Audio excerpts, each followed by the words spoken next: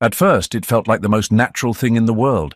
Every night she let him climb into bed, his body warm against hers, his breath steady as they drifted off together. It started with small touches, innocent, comforting. But then something changed. Her body began to feel different, weaker, drained. She couldn't explain it, but every morning she woke up feeling worse. And months later, when she finally discovered the shocking truth, it was nothing like she had imagined. Emma Carter took a deep breath as she turned the key and stepped into her new apartment. The space was modest but modern, with warm wooden floors and large windows that bathed the room in natural light. It was hers, the first home she had ever owned after years of renting cramped spaces with roommates. She should have felt proud, excited even, but as she placed the last of her moving boxes down, a strange feeling crept over her. The silence. For the first time in years, there was no background chatter, no footsteps in the hallway, no laughter from a shared living room, just an empty apartment and the distant hum of city traffic outside. That night, she lay in bed staring at the ceiling, the silence pressing down on her. She had longed for independence, but she hadn't expected loneliness to come with it. By the next morning, she had made up her mind. She needed companionship. A new friend. A week later, Emma found herself at Sunridge Animal Shelter, walking past rows of eager, barking dogs. She had always loved dogs, but had never been in a position to own one before. Now she had space. Now she could provide a home. As she moved past the kennels, she noticed a German shepherd sitting quietly in the back of his enclosure. While the other dogs barked for attention, he simply watched. His deep brown eyes met hers, unreadable but calm. Emma knelt down, extending a hand. Max hesitated, then slowly approached, sniffing her fingers before pressing his head lightly against her palm. "I'll take him," she said without hesitation. Settling in. She had read that rescue dogs sometimes took weeks to adjust. But, to her surprise, Max settled in much faster than she expected. Within days, he had found his favorite spot on the couch and learned the exact time Emma came home from work. He was quiet, observant, and fiercely loyal. At night, she set up a dog bed near her bedroom door, giving him his own space. The first night, he curled up on the bed obediently, his body rising and falling with slow, steady breaths. The first time. On the third night, something changed. Emma woke up to warmth against her legs. Confused, she shifted slightly and realized Max was on the bed. She frowned. She was sure she had left him on his bed near the door. "Max," she murmured sleepily. "Down." The dog lifted his head, looking at her with those same calm brown eyes, before sighing and slowly climbing off the bed, retreating back to his own spot. Emma shook her head with a small smile before drifting back to sleep. A habit forms. By the fifth night, Max was back. This time he had waited until she was fully asleep before making his move. She sighed. "Seriously, Max?" Emma groaned, rubbing her face. She should make him go back to his own bed. She should enforce the rule. But looking at him, at the way his body fit so naturally against the bed, the way his presence made the room feel safer, she just didn't have the heart to do it. "Fine," she muttered, "but no hogging the blankets." Max gave a contented sigh, resting his head back down. And just like that, the habit was formed. At first it was subtle. Emma would wake up feeling a little groggy, rubbing her temples as a dull headache settled at the base of her skull. Nothing too concerning, just the usual morning fog, she told herself. Maybe she needed to cut back on late-night Netflix binges. But as the days passed, the grogginess didn't fade. It worsened. She began waking up feeling drained, as though she hadn't slept at all. Her limbs felt heavier, her movements sluggish. By midday, a wave of exhaustion would hit, forcing her to lean against her desk at work, blinking hard to stay focused. Her boss even commented on it during a meeting. "You okay, Emma? You look exhausted." She forced a smile. Just didn't sleep well last night.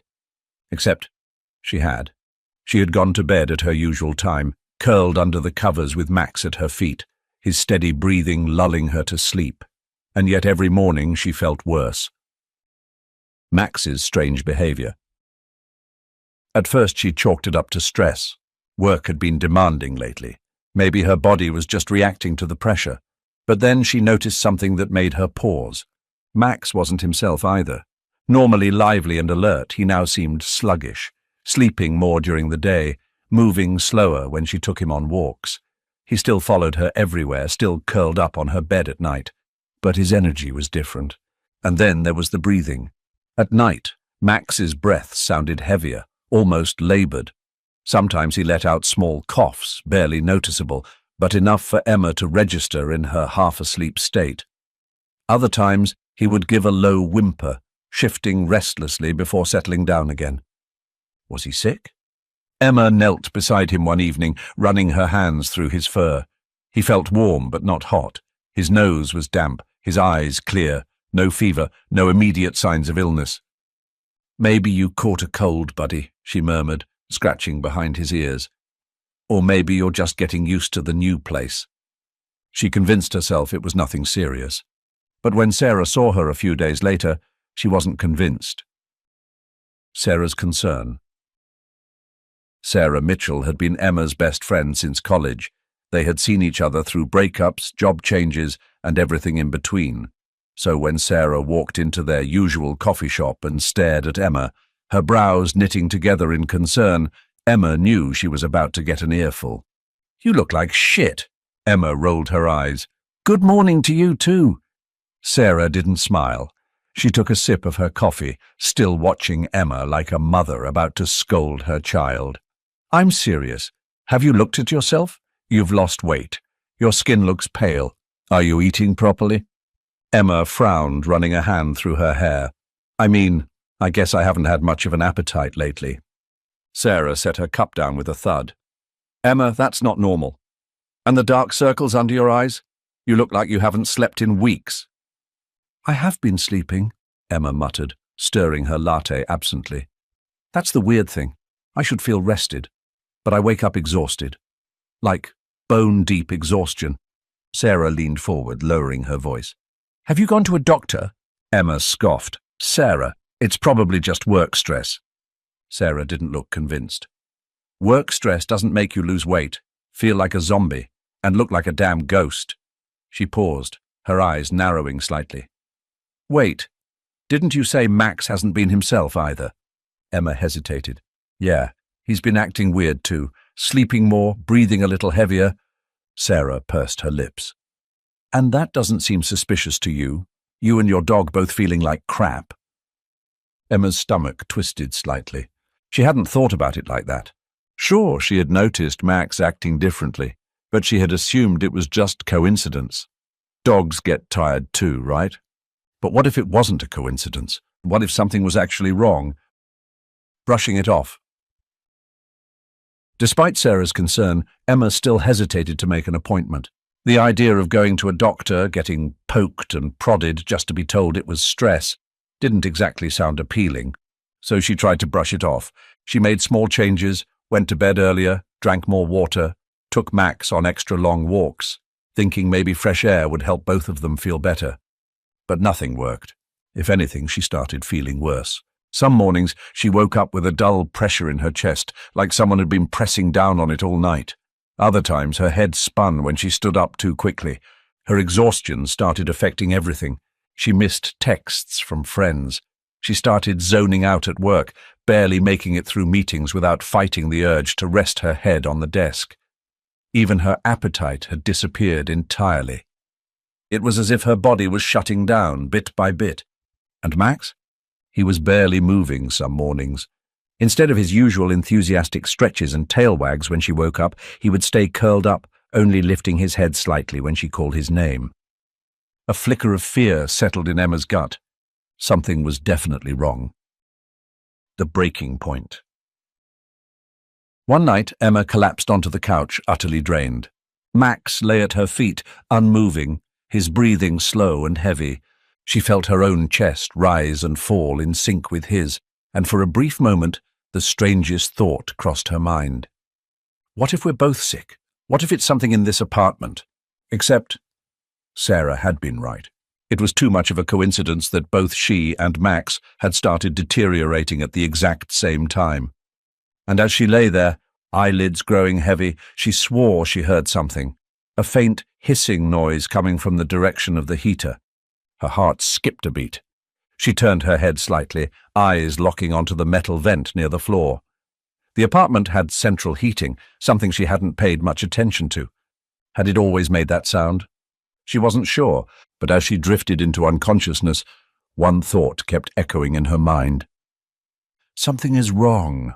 Emma sat in the driver's seat, gripping the steering wheel tighter than usual as she glanced at Max in the back seat. He lay curled up, his head resting against the seat, his breathing slow and steady. Normally, a car ride would excite him. He'd stick his head out the window, ears flapping in the wind, tail wagging. But today he barely reacted. She pressed her foot to the gas pedal and headed towards Dr. Robert Hayes' clinic, hoping for answers. The veterinary clinic was small but well kept, the scent of disinfectant lingering in the air as Emma walked through the glass doors with Max by her side. The receptionist, a woman in her early 50s with kind eyes, smiled warmly. "Hey there, Emma." And Max. Emma had been coming here for the past month to get Max's initial vaccinations and checkups after adopting him. But today felt different. "Of course, you can go right in," Marla said, nodding toward the familiar examination room down the hall. Emma swallowed hard and led Max inside. Dr. Robert Hayes was a tall man in his 40s with sharp blue eyes and an air of calm confidence. He had a no-nonsense approach to his work, something Emma appreciated. He didn't sugarcoat things, but he also never made pet owners panic unnecessarily. As he entered the room, he gave her a small nod. "Emma, what's going on with Max?" She let out a breath she didn't realize she had been holding. "He's been different, sleeping more, less energy, sometimes breathing heavier than usual, and, I don't know, something just feels off." Dr. Hayes knelt beside Max, running his hands gently along the dog's body, feeling for anything abnormal. Max barely reacted, which made Emma's stomach twist. "Has he been eating normally?" Hayes asked. Emma hesitated. "Mostly, but not as much as before, and he's just not himself." The vet nodded, continuing his exam. He checked Max's eyes, ears, gums, listened to his heartbeat, took his temperature. The room was quiet except for the steady tick-tick-tick of the wall clock. Finally, Hayes stood up, his brows furrowed slightly. "Max shows signs of mild toxicity," he said. Emma's stomach dropped. "Toxicity? From what?" "I don't know yet," Hayes admitted. "His vitals are stable, but his fatigue, sluggishness, and minor respiratory changes suggest low-level poisoning. It's not severe. If it were, he'd be much worse by now. But something in his system isn't right." Emma felt a cold wave of dread wash over her. She had been worried about Max, but what really unnerved her was the fact that she felt the same way. Her hands tightened into fists. "I've been feeling sick too," she blurted out. Dr. Hayes's head snapped up. "What do you mean?" "I've been exhausted for weeks," she admitted, "waking up more tired than when I went to bed. Headaches, weakness, just drained. And it's been getting worse, but Max and I both started feeling bad around the same time." Dr. Hayes narrowed his eyes. He leaned back slightly, arms crossed over his chest as he considered her words. "That's not a coincidence," he said finally. "You and Max share the same space. If both of you are experiencing symptoms, it's likely something environmental." Emma's heartbeat quickened. "You mean something in my apartment?" Dr. Hayes nodded. "It's possible." He tapped his fingers against the side of the exam table, thinking. "If it was food poisoning, I'd expect digestive issues. If it was seasonal allergies, the symptoms would come and go. But this sounds more like prolonged exposure to something." Emma swallowed. The idea of something in her home, something unseen, something quietly making both her and Max sick, made her skin prickle. "What should I do?" she asked, voice quieter now. "For Max, I'll run some blood tests to check for any toxins," Hayes said. "But for you, you should see a doctor. Get blood work done. If your symptoms match his, that could give us a huge clue about what's happening." Emma nodded, though the thought of going to the doctor made her uneasy. She had assumed her exhaustion was stress, had convinced herself it would go away if she just got more rest. But if it wasn't? Waiting for answers. Emma sat in the waiting area while Dr. Hayes took Max to draw blood. Her foot tapped against the floor, her mind racing. What if this was serious? What if she had been slowly poisoning herself without even knowing? Sarah's voice echoed in her head. "You and your dog both feeling sick?" "That's not normal, Emma." She exhaled sharply and pulled out her phone. After a few seconds of hesitation, she dialed her doctor's office. A receptionist answered. "Hi, this is Emma Carter," she said, shifting in her seat. "I'd like to schedule an appointment. Something's not right, and I think I need some tests done." She felt a little ridiculous saying it out loud. She wasn't a hypochondriac. She had never been the type to run to the doctor over a little fatigue. But this wasn't normal. She needed to find out what was happening to her body, and she needed to find out fast. By the time Emma and Max left the vet clinic, the sun was beginning to set. The air was cool, the sky a pale gold fading into dusky blue. Max walked beside her, his steps slow but steady. She opened the car door for him, watching as he climbed in with less enthusiasm than usual. The drive home was quiet. For the first time since moving into her new apartment, Emma felt uneasy about returning. As she unlocked the door and stepped inside, a thought nagged at her. If Dr. Hayes was right, if something in her home was making her and Max sick, what was it? She turned on the lights. Everything looked normal, nothing seemed out of place, but the uneasiness lingered. That night, as she lay in bed with Max curled at her feet, her body felt heavier than ever. Her eyelids drooped, her limbs tingled, and as she drifted into an exhausted, almost dreamlike sleep, the last thing she registered was the faint, barely audible hissing coming from the heater vent. Emma's exhaustion had started as an inconvenience, a grogginess she could shake off with a strong cup of coffee. But now it was a constant weight, pressing down on her like an invisible force. She could no longer ignore it. "Emma?" Her head jerked up. Her manager was standing at her desk, concern evident in his expression. "You've been out of it all morning," he said. "Are you feeling okay?" She nodded weakly. "Yeah, just a little tired." His frown deepened. "You sure? You don't look great." She forced a smile. "I'll be fine." But as soon as he walked away, she felt a wave of dizziness hit her, forcing her to grip the edge of the desk. It wasn't just exhaustion anymore. Something was seriously wrong. Max's decline. Max had always been Emma's shadow, following her from room to room, tail wagging, ears perked up with curiosity. Now he barely moved. Instead of greeting her at the door when she got home, he would lift his head half-heartedly, then let it drop again.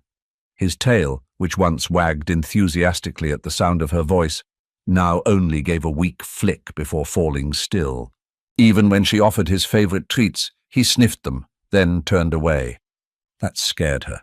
A dog that refused food was a dog in distress. She had been waiting for Max's blood test results to come back, hoping they would offer some kind of explanation. But with each passing day, his condition mirrored hers more and more.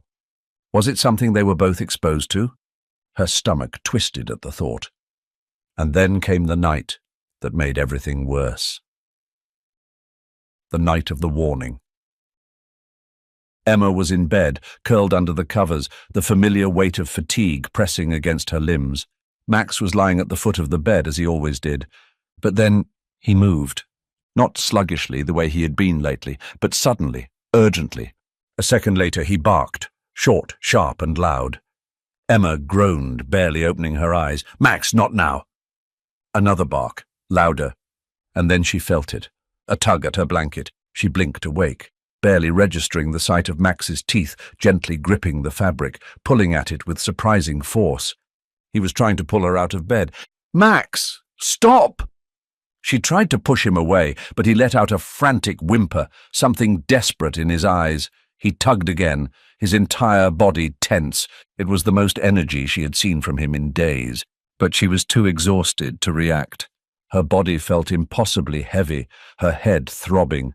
She wanted to sit up, to get out of bed, but her limbs wouldn't cooperate. Then, just as suddenly as he had started, Max staggered back, panting. His legs trembled, and with a weak whine he collapsed onto the floor beside the bed. Emma's vision swam. Something was wrong. Max had tried to warn her, but she was too weak to listen. And then darkness took over. Sarah's visit. The next morning, Emma barely had the strength to roll out of bed. She stumbled to the bathroom, gripping the counter as she stared at her reflection. She looked awful. Her skin was pale, her cheeks sunken. Dark circles framed her eyes, making her appear haunted. She splashed water on her face, but it did little to shake the overwhelming heaviness weighing down her body. And Max, he was still lying near the bed, unmoving. His chest rose and fell, but it was shallow, uneven. Emma's heart clenched. She reached for her phone with trembling hands and texted Sarah, "Come over, please." Sarah arrived an hour later, letting herself in with the spare key. The moment she stepped inside, she froze. The apartment smelled off. It wasn't a strong smell, not something noticeable right away. But there was a staleness to the air, something artificial and wrong. Then she saw Emma. Her best friend was slumped on the couch, looking like a shell of herself. "Jesus, Emma!" Sarah gasped, rushing forward. She pressed a hand to Emma's forehead, cold, clammy. Then she noticed Max. The dog didn't even lift his head. Sarah's chest tightened. "This isn't normal," she said firmly. "You need to get out of here." Emma shook her head weakly. I just need rest." Sarah's patience snapped. "No, Emma, you look like you're dying, and Max, look at him, he's barely moving." Emma tried to protest, but Sarah wasn't having it. She grabbed her by the arm. "We're leaving, now." Emma resisted, but she was too weak to fight back, and in that moment she knew. Sarah was right. If she stayed here any longer, something bad was going to happen. But what neither of them realized yet was that it already had. Emma sat in the cold, sterile office, her hands resting in her lap, fingers twisting together as she waited. The faint hum of fluorescent lights buzzed overhead, mixing with the distant murmurs of nurses beyond the door. She felt lightheaded, her body heavy with exhaustion, but at least she was here, finally doing something about it. Dr. Patel, a middle-aged man with a calm, reassuring presence, walked in holding a folder. He sat across from her, flipping through the pages, before finally meeting her gaze. "Your blood work came back mostly normal," he said, his voice even. Emma blinked. "Mostly?" He exhaled softly, tapping his pen against the folder. "You're showing some signs of oxygen deprivation and mild toxicity exposure, but nothing immediately alarming. Your red blood cell count is slightly off, and there are markers of prolonged fatigue. Have you recently been exposed to chemicals or lived near an industrial site?" She frowned. "No, just my apartment." Dr. Patel nodded. "I'm not saying this is life-threatening, but something is affecting your body's ability to function properly. Your symptoms, chronic fatigue, dizziness, nausea, difficulty concentrating, are consistent with low-level poisoning. It could be something environmental." Emma's stomach twisted. "You mean something in my home is making me sick?" "It's a possibility," he said. "Have you noticed any strange smells? Gas? Mold? Anything unusual?" She thought about it. At first, nothing came to mind. But then, Max. Dr. Patel must have noticed her reaction because he leaned forward slightly. "Emma, I strongly recommend having your apartment checked. This could be something as simple as faulty ventilation or a gas leak. It's better to be safe than sorry." She nodded, suddenly desperate to get out of there, to go home and figure this out. The moment she stepped into her apartment, a strange uneasiness settled over her. She had been living here for months, but now, knowing what she did, she couldn't shake the feeling that something was off. Max, who had been staying at Sarah's house for the night, wasn't there to greet her. The silence felt oppressive.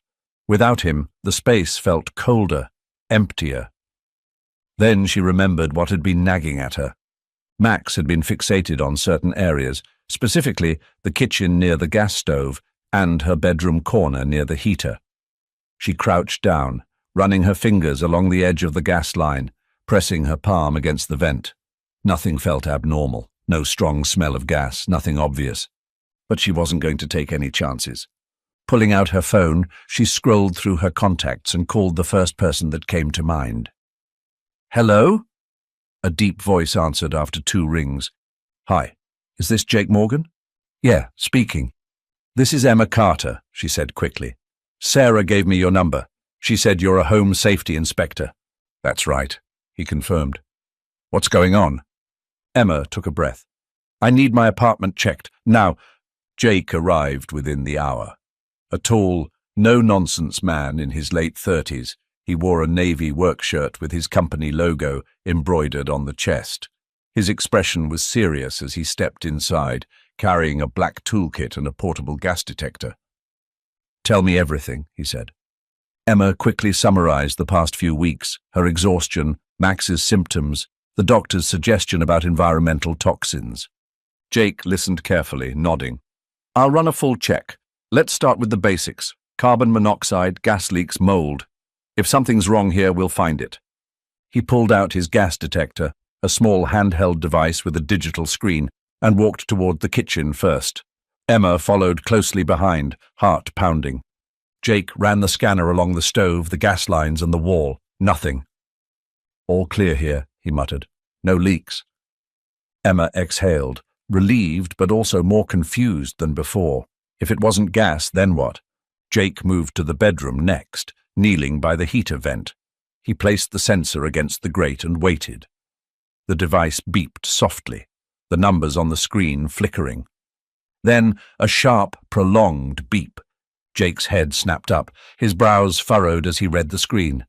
"Emma," he said carefully, "you've got a problem." Her breath caught. "What is it?" He turned the screen toward her. "Carbon monoxide, low but constant exposure." Her stomach dropped. She had heard of carbon monoxide poisoning before, people dying in their sleep because of silent leaks, entire families succumbing to the odorless, colorless gas. Jake stood up, his expression serious. "This explains everything. Your symptoms, Max's fatigue. Carbon monoxide poisoning happens over time if it's a slow leak. It's why you've been feeling worse every day instead of all at once." Emma's knees felt weak. "How bad is it?"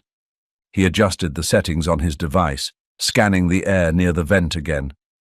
"It's not at deadly levels, but it's definitely above what's safe. Long-term exposure can cause major health issues, neurological damage, organ stress, even death if it builds up." Her hands clenched into fists. "I had no idea." Jake's jaw tightened. "Most people don't. That's the danger. It's invisible." Emma felt a chill run down her spine. All this time, she had been breathing it in night after night, and Max had been suffering too. If she hadn't gotten checked, if she hadn't called Jake, how much longer would it have taken before it was too late? She swallowed hard. "What do I do?" Jake was already pulling out his phone. "First, open all your windows. Get fresh air in here. I'm calling a specialist to shut down your heating system and fix the leak. Until then, do not sleep here." Emma nodded, her hands trembling as she grabbed her coat.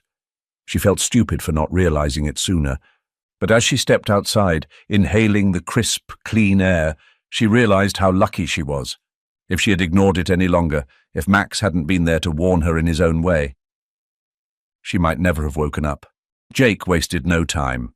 Within minutes of detecting the carbon monoxide leak, he was on the phone with a heating specialist, arranging for an immediate repair. Emma stood nearby, still shaken, her arms crossed tightly over her chest, as she tried to process everything. Her home, the place she had felt safest, had been slowly poisoning her. "Emma, you need to stay somewhere else tonight," Jake said firmly, tucking his phone back into his pocket. "I don't care if you crack every window in this place. It's not safe until the leak is sealed." She nodded, exhaling shakily. "I'll go to Sarah's." "And Max?" "I left him with her this morning. Thank God."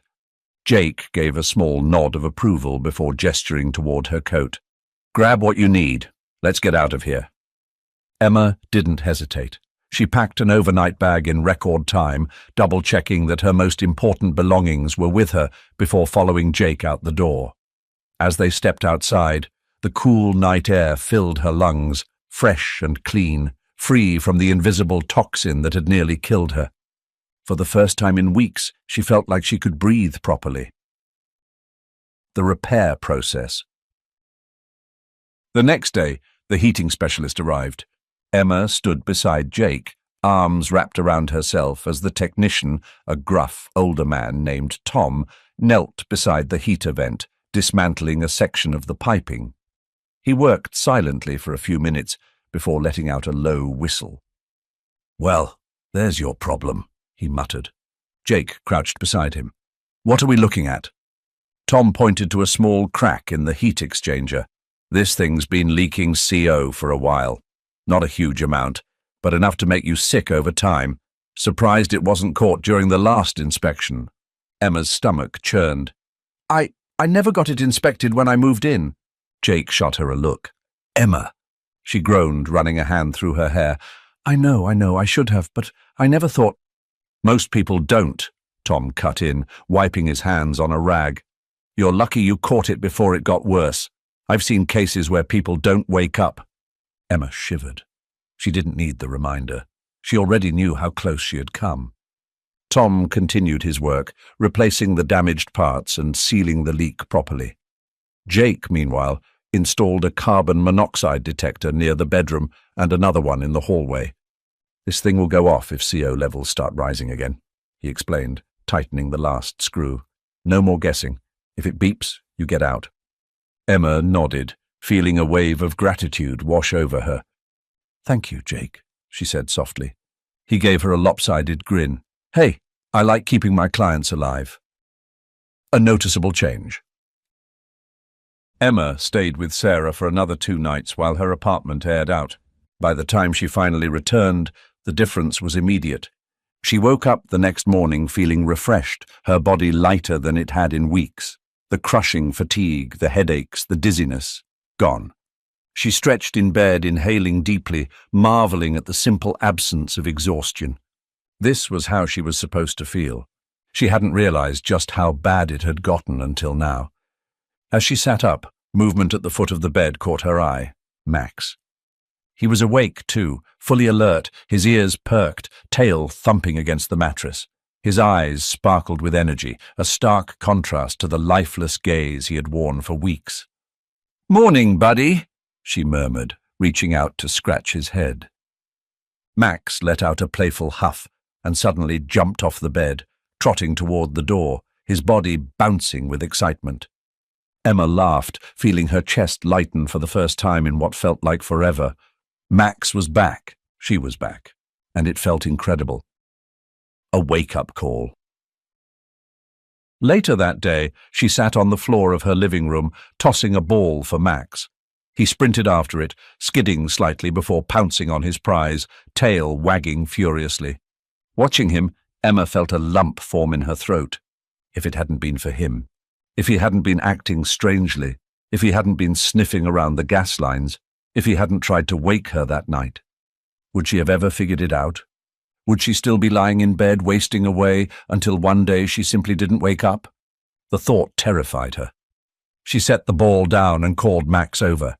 He trotted up to her, panting happily, and flopped down beside her with a satisfied grunt.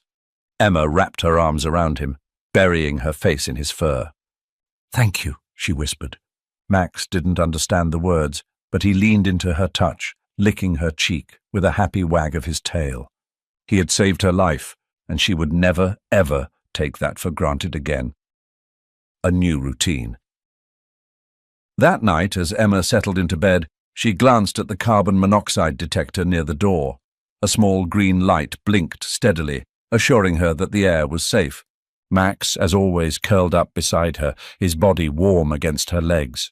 She smiled, reaching down to scratch his ears. "You're still sleeping here, huh?" she teased. Max let out a content sigh and stretched out further, claiming more space than necessary. Emma chuckled. "Fine, you win." As she closed her eyes, she felt something she hadn't in weeks. Peace. She was safe. Max was safe. and she would never ignore the small signs again, because sometimes those small signs, they save lives. The days after Emma's recovery felt strangely different. Everything seemed clearer, as if she had been walking through a fog for weeks and had only just stepped into the sunlight. Her energy had returned completely, her mind sharper, her body lighter. She could breathe deeply without feeling like she was carrying a weight on her chest. And Max was himself again, bounding across the apartment with boundless enthusiasm, his eyes bright, his tail wagging constantly. Watching him run through the park, chasing after squirrels and barking excitedly at passing dogs, Emma felt a sense of overwhelming gratitude. She had come so close to missing this, to missing everything. Realizing the danger. It had taken one conversation with Jake for reality to truly sink in. "You don't realize how lucky you are," he had told her. "Most people don't figure out carbon monoxide poisoning until it's too late. It's called the silent killer for a reason." Emma shuddered. "I don't even want to think about what would have happened if Max hadn't been acting strange." Jake leaned against his truck, arms crossed. "You should tell people about this. How many of your friends even have CO detectors?" Emma hesitated. She hadn't thought about that. "Probably not enough," she admitted. "You could have died, Emma," Jake said bluntly. "And if you hadn't gotten out when you did, Max would have gone with you." That thought hit her like a punch to the gut. She looked down at Max, who was sitting at her feet, looking up at her with his usual quiet devotion. She had almost lost him, or worse, he had almost lost her. Emma clenched her fists. She couldn't change what happened, but maybe she could prevent it from happening to someone else. Spreading awareness. The next day, Emma pulled out her laptop and started typing. She posted on social media, telling her story in honest detail. How she had ignored the signs, how she had blamed stress, how she had almost died in her sleep without ever realizing it. If you're reading this and you don't have a carbon monoxide detector in your home, get one. Right now. It might just save your life. She attached a photo of Max, captioned, "This dog saved my life. Pay attention to your pets. Sometimes they know things before we do." Within hours, the post had hundreds of shares. Messages flooded in. Friends texted her saying they had just ordered CO detectors. Strangers commented about how they had never even thought about checking their heating systems. For the first time, Emma felt like something good had come out of this nightmare. She had almost lost everything. But now, she was making sure no one else did. A new perspective. That night, Emma sat on her couch, Max curled beside her. She ran her fingers through his fur absent-mindedly, feeling his steady warmth, his slow, rhythmic breathing. She had always loved him. From the moment she saw him at the shelter, she knew he was special. But now he was more than just a dog. He was her lifeline. "Guess I owe you one, huh?" she murmured, scratching behind his ears. Max gave her a contented sigh, shifting closer, pressing against her side. Emma smiled. She had bought this apartment, hoping to build a home. And now, with Max at her side, she realized she already had everything she needed. A week later, Emma went to the animal shelter where she had first adopted Max. Not to adopt another dog, but to donate. She dropped off a box of CO detectors, handing them to the shelter manager. "Give one to every new adopter," she said. "Make sure they know." The woman looked at her, surprised, then smiled warmly. "Thank you, Emma. That's a great idea." As Emma walked back to her car, Max trotting beside her, she felt lighter. What had once been a terrifying experience had now turned into something meaningful. She had survived. And because of Max, she was making sure others would too. As she started the car and pulled onto the road, Max poked his head out the window, tongue lolling in the wind, a picture of pure joy. Emma laughed.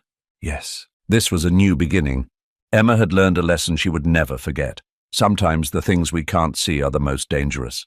But through it all, one thing remained clear. Love protects. Max had saved her life, not by barking at danger or dragging her out of a fire, but by simply being there, by showing her what she had overlooked. And isn't that what love does? It watches over us. It warns us when we're too blind to see. It stays by our side, even when we don't realize we need saving. This wasn't just a story about survival. It was about faith, trust, and the quiet miracles that happen every day, sometimes in the form of a loyal dog, sometimes in the kindness of a stranger, and sometimes in the whispers of God, guiding us even when we don't understand why. What do you think of Emma and Max's story?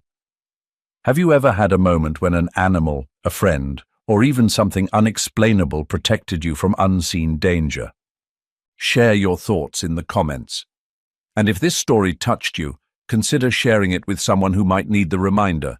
Life is fragile, but love, God's love, always finds a way to save us. God bless you, and may you always be surrounded by the kind of love that watches over you, even in the dark.